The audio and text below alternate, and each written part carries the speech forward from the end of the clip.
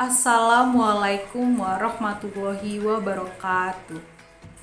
Dalam video ini kami dari kelompok 8 akan menyampaikan materi yang berjudul Ekonomi Sumber Daya Perikanan. Sebelumnya perkenalkan, nama saya Cahya Maulia bersama dengan teman saya Desi Rahmawati dan Rahmaini Nur Azizah. Seperti yang kita ketahui, sumber daya lingkungan digambarkan sebagai sumber daya terbarukan atau yang biasa disebut sumber daya yang dapat diperbarui jika memiliki kapasitas untuk reproduksi dan pertumbuhan. Kelas sumber daya terbarukan sangat luas dan beragam. Salah satu jenis populasi terdiri dari organisme hidup, seperti ikan, ternak, dan hutan yang memiliki daya tumbuh alami. Prinsip ekonomi sumber daya ikan. Ikan merupakan salah satu komoditi yang berperan penting dalam kehidupan manusia. Selain sebagai sumber pangan, sumber pendapatan, dan penyerapan tenaga kerja, ikan juga merupakan produk yang memiliki nilai seremonial yang tinggi. Perikanan pada sektor perekonomian merupakan salah satu aktivitas yang memberikan kontribusi terhadap kesejahteraan suatu bangsa. Awalnya, pengelolaan sumber daya ikan didasarkan pada faktor biologi semata, dengan pendekatan yang disebut Maximum Sustainable Yield atau tangkapan maksimum lestari yang biasa disingkat MSY. Dapat diartikan bahwa setiap spesies ikan memiliki kemampuan untuk bereproduksi yang melebihi kapasitas produksi atau surplus. Sehingga apabila surplus ini dipanen, tidak lebih dan tidak kurang, maka stok ikan akan bertahan secara berkesinambungan atau sustainable. Selanjutnya, teori sumber daya ikan. Teori sumber daya ikan ada dua, yaitu teori model Gordon-Shaffer dan teori model Koppes. Analisis bioekonomi model Gordon-Shaffer merupakan salah satu analisis untuk pengusahaan sumber daya perikanan tangkap. Dalam pendekatannya, memadukan kekuatan ekonomi guna mempengaruhi industri penangkapan dan faktor biologi untuk menentukan produksi dan suplai ikan. Model Gordon-Shaffer dikembangkan oleh Shaffer yang menggunakan fungsi pertumbuhan logistik yang dikembangkan oleh Gordon. Model fungsi pertumbuhan logistik tersebut dikombinasikan dengan prinsip ekonomi, terutama konsep maksimisasi profit.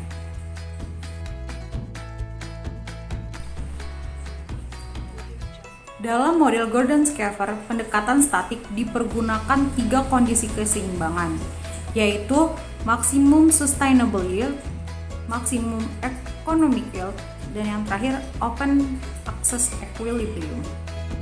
Selanjutnya, teori model Koppes. Model Koppes dikembangkan berdasarkan keterkaitan antara output dari sumber daya perikanan, yaitu ikan, dengan biaya dan harga. Dengan demikian, pengelolaan sumber daya perikanan yang optimal bisa dilihat dari berbagai sisi stakeholder, yaitu pemerintah, masyarakat atau konsumen, dan pelaku itu sendiri atau produsen. Dari ketiga aspek ini, Koppes melihat surplus yang mungkin dihasilkan dari pengelolaan sumber daya perikanan. Model Koppes berbeda dengan asumsi model Gordon-Shaffer yang merupakan model awal pengembangan bioekonomi perikanan. Dalam model Gordon-Shaffer, harga per unit output diasumsikan konstan, sedangkan dalam model Koppes, harga per unit output dapat mengalami fluktuasi. Pada poin selanjutnya yaitu pendekatan analistik optimasi model statik dan dinamik. Pada pendekatan analistik optimasi statik, terdapat perbandingan statik, yaitu suatu metode untuk mengetahui perubahan yang terjadi pada nilai optimal akibat perubahan-perubahan yang terjadi pada parameter ekonomi. Sebagai contohnya, apabila terjadi perubahan pada harga persatuan output atau harga ikan naik atau turun, maka akan berdampak terhadap produksi dan upaya dalam kondisi akses terbuka atau open access dan kepemilikan tunggal atau sole owner. Untuk akses terbuka atau open access yang berimplikasi bahwa Kenaikan harga output akan menyebabkan terjadinya peningkatan upaya yang diprediksi oleh model Garden Skipper. Demikian juga halnya pada kepemilikan tunggal atau sole owner, dampak kenaikan harga terhadap tingkat upaya akan berpengaruh positif. Dan dari kedua pendekatan statik tersebut, kenaikan harga jual ikan akan meningkatkan upaya. Namun, besaran terhadap pengelolaan perikanan tersebut akan berbeda. Dan dampak dari kenaikan harga terhadap produksi secara intuitif dapat menaikkan jumlah tangkap.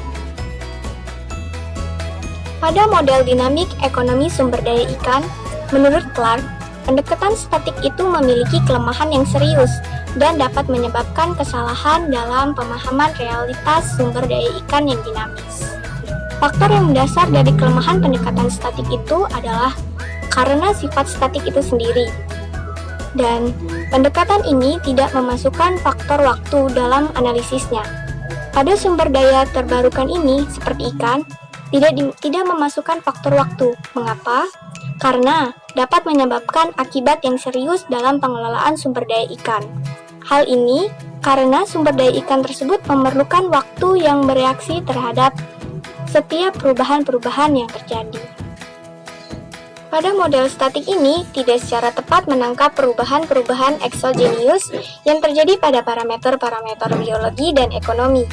Oleh karenanya, pendekatan dinamik tidak saja mutlak diperlukan untuk memahami pengelolaan sumber daya ikan saja, tetapi juga untuk memahami aspek ekonomi sumber daya secara menyeluruh. Dalam model dinamik, stok ikan dianggap memiliki dua manfaat. Manfaat yang pertama yaitu apakah dipanen sekarang sehingga diperoleh manfaatnya saat ini. Dan yang kedua, ditunggu untuk dipanen pada masa mendatang dan dianggap sebagai investasi. Sehingga, keputusan dalam model dinamik adalah bagaimana memanfaatkan aset sumber daya ikan ini sebaik mungkin dengan memperhatikan aspek intertemporal tersebut. Selanjutnya yaitu keterkaitan antara pendekatan model statik dan dinamik. Secara intuitif, keterkaitan kedua pendekatan tersebut dapat dijelaskan sebagai berikut. Dalam konteks dinamik, perikanan yang open access dapat dilihat sebagai kasus di mana diskon rate tidak terhingga. Dengan demikian, meskipun rente positif dapat diperoleh dengan menekan tingkat upaya, namun pelaku ekonomi tidak ada yang mau melakukan hal tersebut. Mengapa demikian? Karena jika ia melakukannya, maka pihak lain akan meraup keuntungan tanpa mengurangi keuntungan terhadap keuntungan saat ini. Selanjutnya, kebijakan ekonomi sumber daya ikan. Yang pertama, ada pajak terhadap input. Pajak terhadap input atau pajak yang diterapkan per unit upaya sebesar T akan menyebabkan peningkatan biaya per unit upaya. Sehingga kurva biaya total atau TC akan bergeser sebesar TC sama dengan C plus T dikali E, sebagaimana terlihat pada kurva berikut, di mana pajak persatuan upaya dapat mengurangi jumlah upaya dari E tak terhingga ke tingkat upaya sebesar E tak terhingga pangkat T. Namun, dalam kondisi akses terbuka, rente sumber daya ekonomi ke pemerintah sebesar T yang ditunjukkan garis AB. Selanjutnya, ada pajak terhadap output.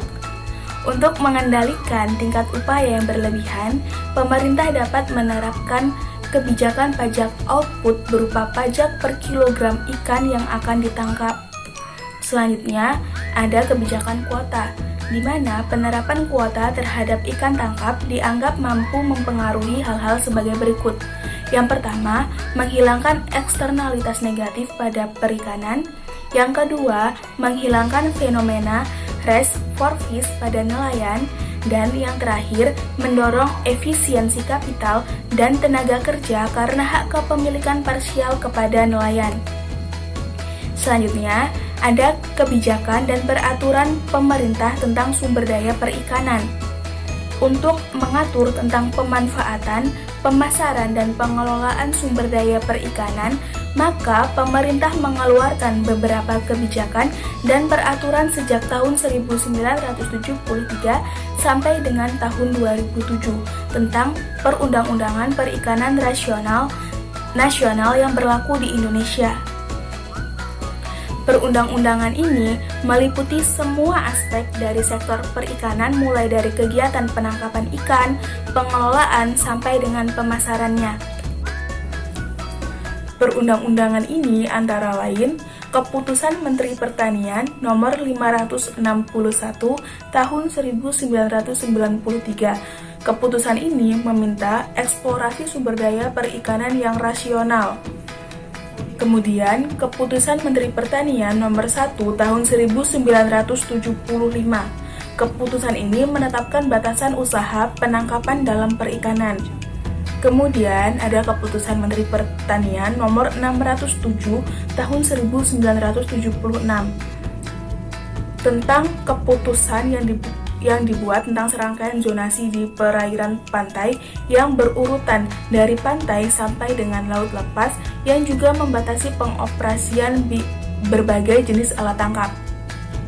Selanjutnya, ada Keputusan Menteri Pertanian Nomor 68 Tahun 1976 tentang pengoperasian kapal ikan yang dimiliki oleh perusahaan negara yang diatur dalam peraturan ini. Selanjutnya, ada Keputusan Presiden Nomor 39 Tahun 1980. Keputusan ini melarang penggunaan alat tangkap pukat atau trawl di wilayah perairan Indonesia. Selanjutnya ada Undang-Undang Republik Indonesia Nomor 5 Tahun 1983 tentang penetapan zona ekonomi eksklusif di Indonesia. Kemudian ada Undang-Undang Republik Indonesia Nomor 5 Tahun 1983. Keputusan ini merupakan penetapan atau aturan dan petunjuk operasional untuk kegiatan perikanan di Indonesia. Yang selanjutnya, Keputusan Menteri Pertanian Nomor 767 Tahun 1988. Keputusan ini menetapkan aturan untuk pengoperasian alat tangkap lampara dasar. Kemudian ada Undang-Undang Republik Indonesia Nomor 5 Tahun 1990.